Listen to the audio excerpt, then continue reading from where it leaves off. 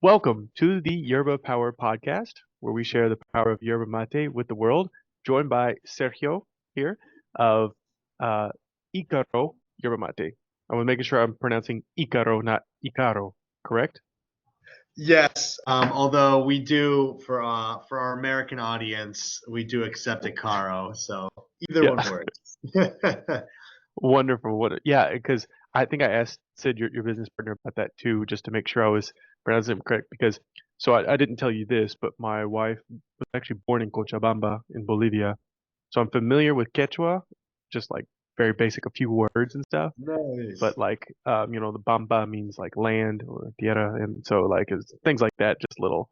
But so I was like, okay, like this is not a Spanish word, but well, anyway.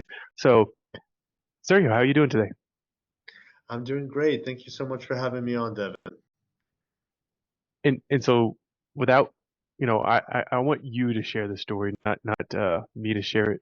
What I understand of it, because anybody can read the bio, but you know why I mentioned the Quechua and what the word comes from, because that's part of your origin story of getting started with Yeromate, correct? Yes, yeah. We actually have almost two different origin stories that have inspired Ikaroyaramate. On the one hand, we have the more kind of cultural, emotional story, which is from my background. Both my parents are from Peru. When I was about 10 years old, we actually moved to Urubamba, which is the sacred valley outside of Cusco, up in the mountains. It was the capital of the Incan Empire. And that was my first experience with yerba mate and just with mate in general. There's a lot of different types of mate actually. So in the altitudes in Peru in Cusco, it's super high up. It's like higher elevation than Denver, Colorado. And so I would always get soroche, which is altitude sickness, whenever I would visit. And every hotel there will serve you a cup of mate, nice and hot, and it helps tremendously with the altitude sickness. So that was kind of my introduction to mate was due to the asthma. I have asthma and had it as a kid, and so I would drink this. But then it kind of shifted once we were living there.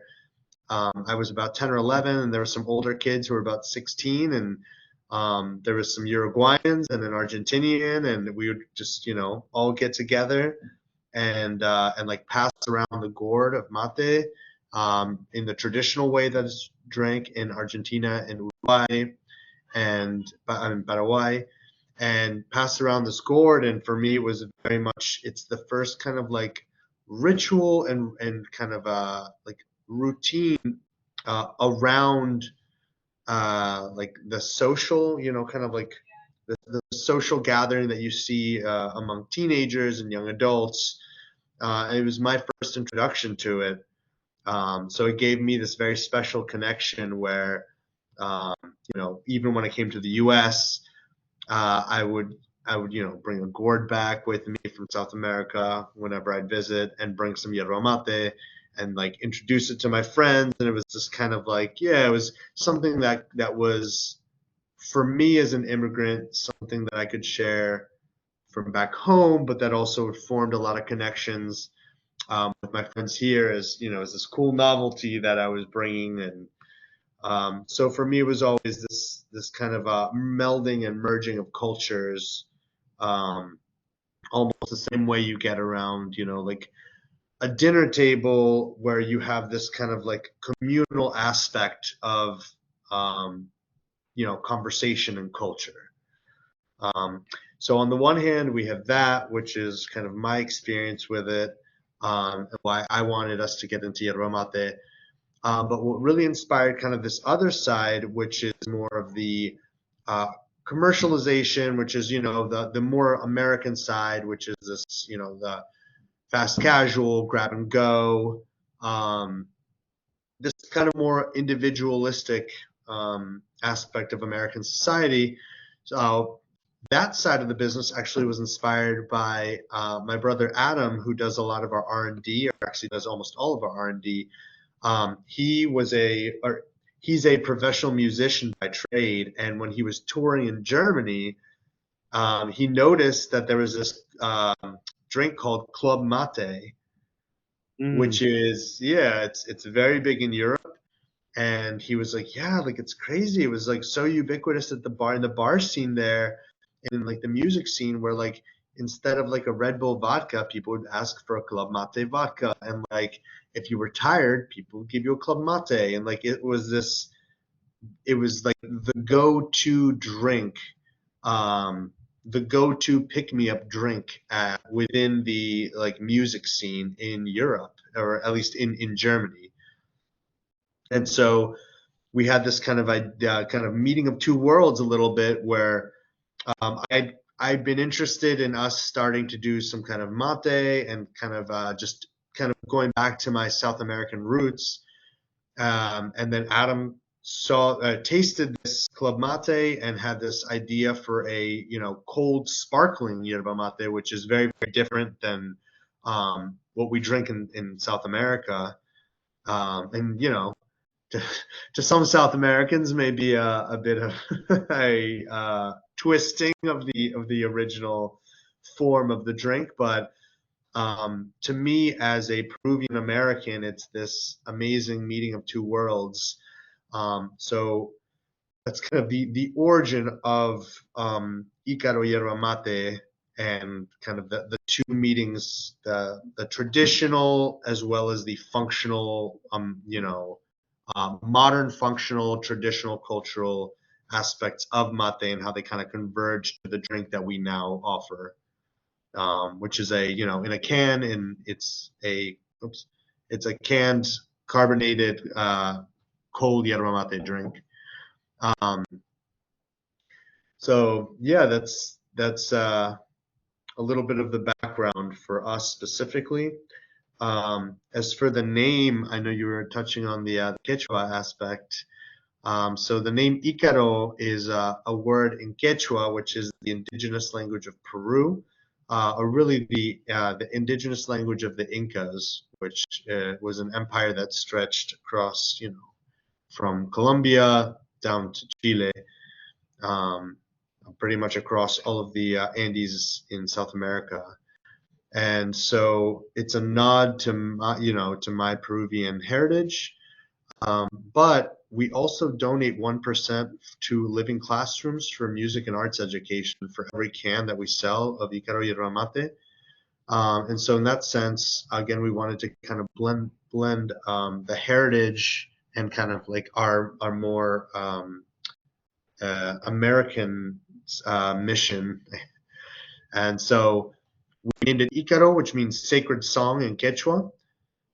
Because we're donating for music and arts education to living classrooms in Baltimore.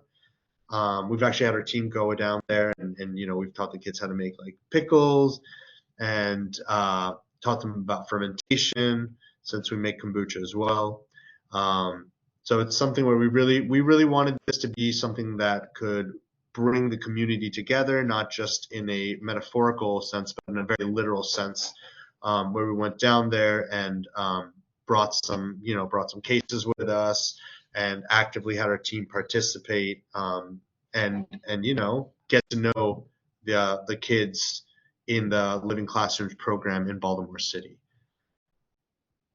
That's beautiful and well said. And just for clarification, and Yes. so it's like the arts and music program is like the Living Classroom. Living Classrooms is a program that does several things.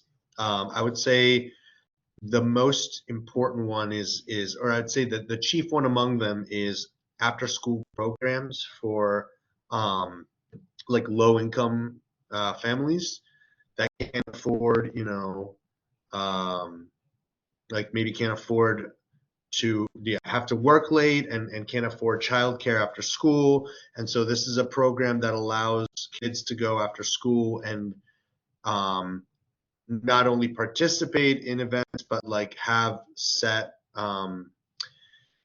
set programs that they can do after school that help them as well as the community that they're in.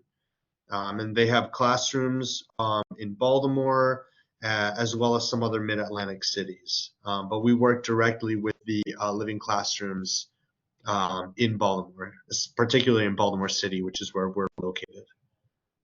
Yeah, I love that you have it kind of like mate on a mission, Yeah, where it's like absolutely. you said, combining these two worlds of taking what we know about Yeromate and the health benefits and things that listeners I'm sure are aware of that I've talked about all the time, but taking those health benefits but putting it in a different presentation.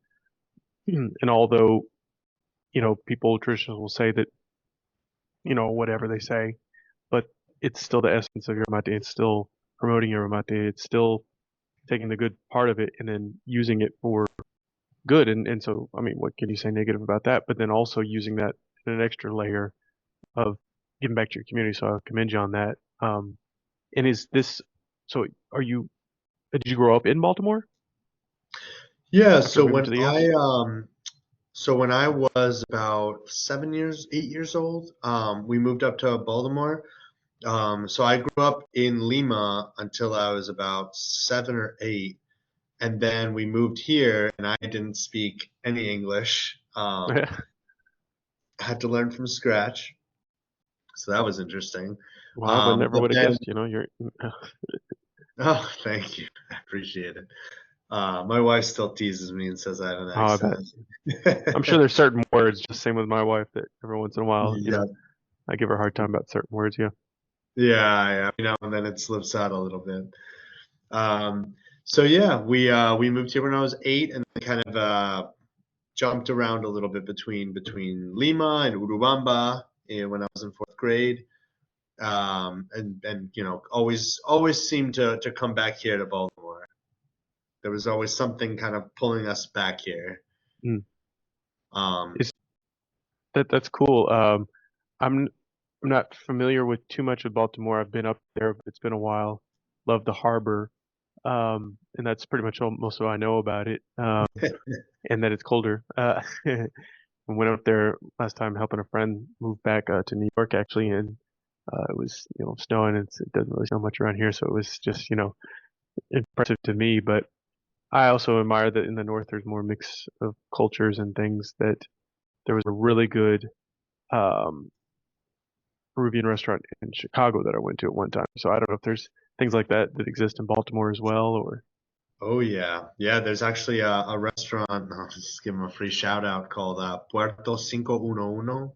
So okay. Port 511 or Puerto 511. It's a Michelin star chef from Lima who came up here, Jose. Oh wow, Spectacular, yeah, spectacular Peruvian food. I bet he was on one of those cooking shows, Andrew Zimmerman or whatever. Because I know he went down there to Peru a lot to a lot of great chefs down there. So Oh yeah. Lima is uh, one of the cuisine capitals of the world for sure. and so sorry to sidetrack you a little bit, but I am curious about Baltimore. Like, is there a yerba mate scene there besides? Okay, you mentioned the restaurant, but are there other stores or other things that you collaborate with or people that we should know about up there as well? Nothing local actually. I'm sure you're familiar with some of the bigger brands on the market, like Guayaki, Clean, Steez. You can find those in like major grocery stores, but that's really about it. It's which is obviously plays to our benefit to some extent, where we're kind of like the first local company that's doing yerba mate in any form. Um, I will say Baltimore doesn't have a very large Hispanic population, whereas cities like DC or New York have very large Hispanic populations. Mhm. So we haven't had a lot of um, I would say like Hispanic flavors or Sure. food or drinks in comparison to other mid-Atlantic cities. Um, and so yeah, we're as far as I know, we are the first yerba mate company in Baltimore City, or just in Baltimore metro area in general. Hmm. Um, our whole model is starting from the beginning of our business when we were just making kombucha was to diversify. So yes, work with some of the bigger retailers and grocery stores, but also focus a smaller distribution network to cafes and independent retailers, because a lot of the distro right now is kind of very like large volume. So there's like very high minimums that you have to meet, and a lot of restaurants and cafes and like cocktail bars, for example, they don't have a lot of room, so it's kind of hard for them to spend, $1,500 on drinks and supplies. So we've created this model of like a very low minimum, where we offer a few products. We make the kombucha and the yerba mate, but we also offer a couple other products as well that we don't make. So we're just, we have the manufacturing as well as the beverage distribution side. And so when we go to these cafes, it's almost like you get free marketing for your products, because you build this relationship with the store owners and the staff, and so they're much more likely to then recommend your product if they themselves have tried it, if they like it, they have a connection to you, to your story. And so in that sense, we've seen a very good reception, and we're really starting to gain some traction. Unfortunately, when we launched Icaro, it was 2020, and we launched it in February, and so all of the marketing budget we had was basically just flushed down the drain when April hit, and so we've kind of had to start from scratch.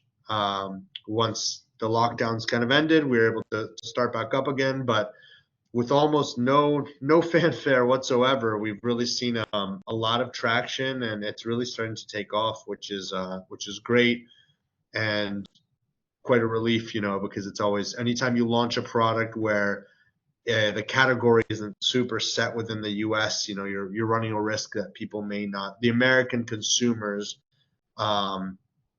may not find the same attachment to it as, say, yerba mate, traditional yerba mate consumers in Argentina and Uruguay, Paraguay, Peru, so forth. So yeah, we've had a very, very good reception. Really, what I would say differentiates us from a lot of these big brands that you find in like the kind of the C-store channel, and in grocery, like big grocery, is that we don't use any kind of extracts like most of these bigger brands. Actually, I think every single big brand uses some type of extract. The big names use yerba mate extract, and some of the smaller brands, while they may brew their yerba mate, they add in, like natural flavors, whatever those can be, as well as like flavor extracts. What really differentiates us is we use real brewed tea. So we brew yerba mate in like a big brew kettle with hot water. So just like making tea like you would at home. We use a mix of green and roasted yerba mate, and we flavor it with an infusion of organic herbs, or like, for example, the raspberry flavor I'm drinking right now, we use organic heirloom raspberries and blueberries from the Northwest, and we literally just like infuse them as like a cold infusion. So we infuse them in the cold tea. We let them infuse for a couple hours and then pull them out. For example, our lemon sage flavor, we use like organic dried lemon pieces. We put them in these big tea bags, and then we filter the yerba mate through it, kind of in a circular, like closed loop filtration. And basically, it's what's called a hop back. So you can like cold infuse ingredients in just a natural way into the product. It gives it a very, very aromatic and natural flavor, where it's not, like when you put extracts, you get that kind of tanniny aftertaste, which yerba mate does have a little bit of that tanny aftertaste, but when you make it an extract, it changes the flavor. You don't get the same kind of yeah, it kind of takes something away from the product. You're not actually getting, and sure, like you can make the argument that, um, from the Argentinian standpoint, that if you carbonate and make yerba mate carbonated and cold, you're already kind of you're already going a very different direction, so to speak. But to me, I think you're keeping the essence of yerba mate. It's you're still making yerba mate with hot water like you would. You're just cooling it down and then just like carbonating it. Whereas with extracts, you're really at that point you're really moving away from the essence. It's almost like it's almost like you could say that's a different drink entirely. Because you're not actually having the same process of brewing the hot tea and steeping the yerba mate to get to the end result. You know what I mean? So it's a difference of you guys are literally just brewing and infusing tea and then making it cold and adding carbonation versus taking kind of essentially oils or other parts of it to form a beverage is I guess what you're getting at, the difference there. Yeah, exactly. Like I would make the argument that using extracts is much more um, it's much more similar to like a soft drink, where you're adding a concentrated syrup, Mm, and then you're just diluting it down. When you use extracts and concentrates, it's very much like that. that makes sense. It's kind of like you have the opposite direction instead of you're making it colder and add some bubbles versus having cold bubbles and then adding stuff to it, I guess, essentially, or like syrups and Yeah, stuff. exactly. And yeah, we have the same. If you drink our yerba mate before it is carbonated and um, before we add like the raspberries or the lemon juice or the mint, like our mint flavor, like if you drink that while it's hot, if you drink it out of a gourd, it's going to be exactly the same as any Argentinian, Uruguayan drinking out of a gourd and pass it around with their friends. um, so you can, like we stayed true to that. So, Exactly, we're staying true to that tradition, um, and just adding one extra step to also make it appealing to the American kind of grab and go, mhm. um, fast paced crowd that we have here in the DMV area in the Mid Atlantic. Um, and yeah, I would say that's much closer and much more true than say a concentrate that you can get out of a test tube in a lab. It's at that point I think you've ventured quite a distance from the traditional, you know, passing around a gourd with your friends with hot tea, with hot yerba Mm. mate.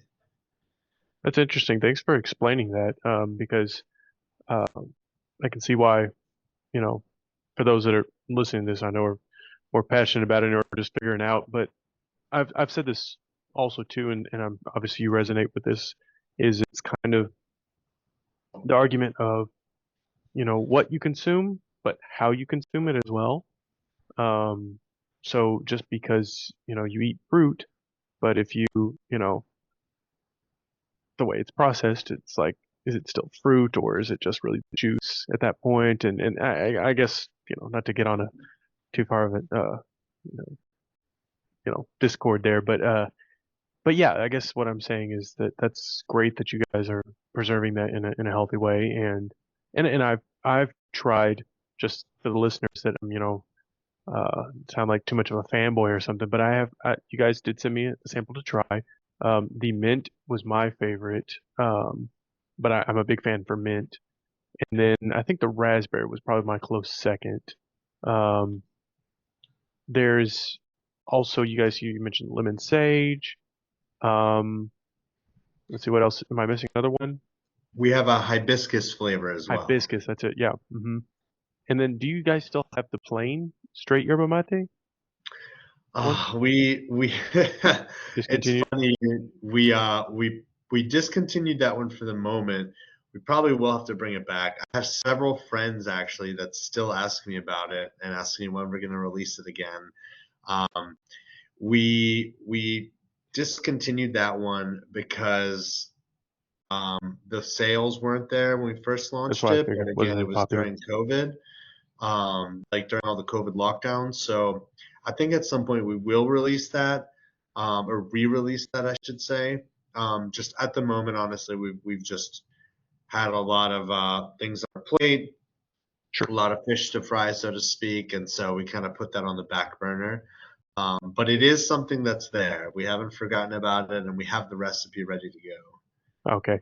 Well, the reason I mentioned it is because I checked out you guys, profile and stuff, the Instagram, and I was like, oh, this is cool. I didn't know about that flavor. Like the plain, I gotta try the plain flavor and see how that is. And the other cool thing about it that those that are, like watching or listening that haven't seen you guys' website and stuff, but I'll put everything in the show notes and description and whatnot. But that one, the designs you guys have are really cool. And that plain yerba one has the yama on it, and it's just cool looking. That's the other cool thing I really kind of like. I know but I guess I think that's important to you guys too, is with being in art and music and education, kind of another thing of the presentation. I know it's just really, really nice. The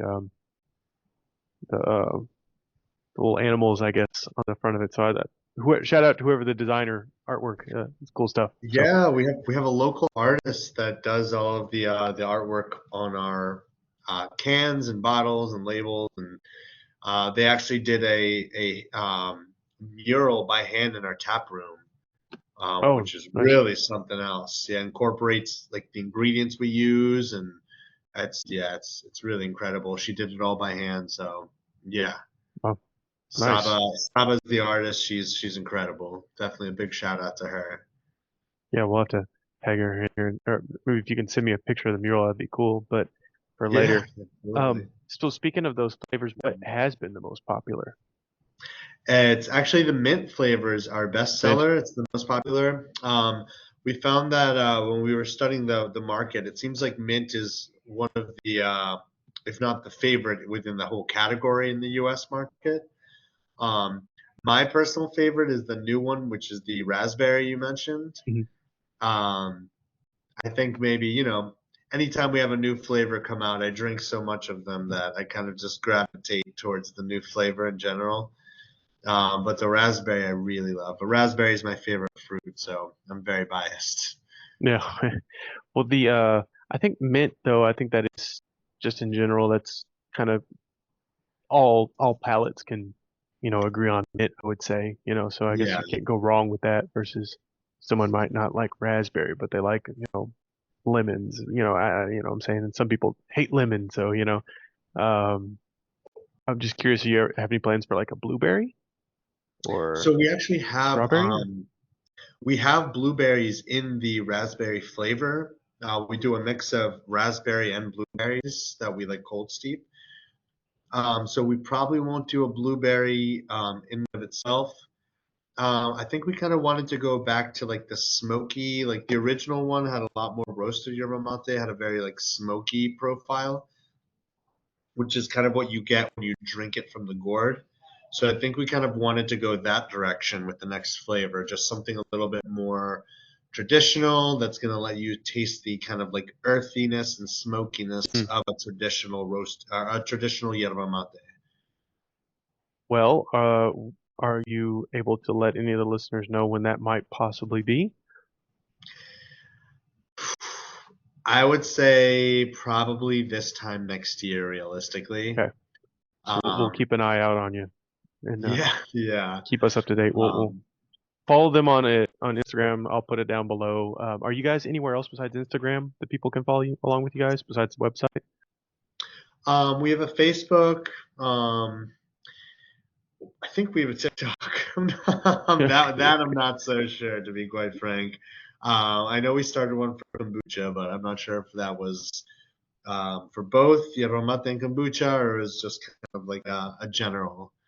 Um, but that's beyond my pay grade. Yeah, yeah. You're not doing the dancing for the company, huh? No, Uh, luckily not. yeah. We Well, might have, Sergio, yeah. is there anything else you want the listeners to know about you guys or yourself? You know, the company or just your mate in general? Anything you'd like the listeners to know? Yeah, we launched a Shopify platform. So we're actually selling Icaro Yerba Mate across, it's available to ship across the entire mainland US. Just go to Congratulations. our website. It's icarot.com, so ICAROTEA.com. If you use the code ICAROT, you get 15% off your first order. And then we also do a subscription plan. So if you subscribe, you'll receive 1 box a month. You can pick the flavor. We also have mix packs that have all the flavors in them, all 4 flavors. If you subscribe, you get one a month or more if you like. But if you subscribe, you get 10% off all your orders. And anytime we have a new flavor come out, we will send you a box for free with some swag, like a hat or shirt, as well as the new flavor. So all of our subscribers are the first to try all of our new flavors. Sweet. So Yeah. before the release. Nice. Congratulations getting it all out there across the whole U.S. So don't have to live Thank in you. Baltimore to try it now. Yes, yeah. And it's the only one of Icaro, our products that we ship nationwide. Our kombucha is not available nationwide. thanks, Sergio, for the your time. And so icarot.com, you can subscribe there, save 10%, or icarot is the coupon code, gets you 50%, 15% off, correct? Yep. Cool. I'll Yeah. put that all in the show notes. That's you guys get a discount. So can't say I didn't Awesome. help you Thank out. you. And then uh, well, I thank you once again, yeah, for coming in and sharing your story, and proud of you guys for what you're doing for your mate and for your family and for the arts and for the schools. Because definitely have a big heart for education myself. Being in the education industry for so many years, working in ESL and things like that. So, anyways, so proud of you guys. Oh, well, Thanks thank you for so much, and thank you for having us on. I really appreciate your time as well, Devin, and love that you're promoting Yeromate. My wife is half Argentinian, actually. oh, good, So yeah, she's gonna be very, very excited to hear this, and my father-in-law, who's from Buenos Aires, is gonna be, yeah, ecstatic to hear it. wonderful. And so yeah, we'll have it on Spotify for you guys and anywhere else you're streaming. And yeah, if we ever go up there, I'll be sure to let you know. Get us some yerba and empanadas or whatever. So, Yeah, absolutely. or We'll lomo do the brewery saltado. tour. Oh yes, oh yeah. That's All more right, my Sergio. speed. All Yeah. right, Devin. Till next Thank you time. All right. again. Take care, buddy. Take care. Bye bye.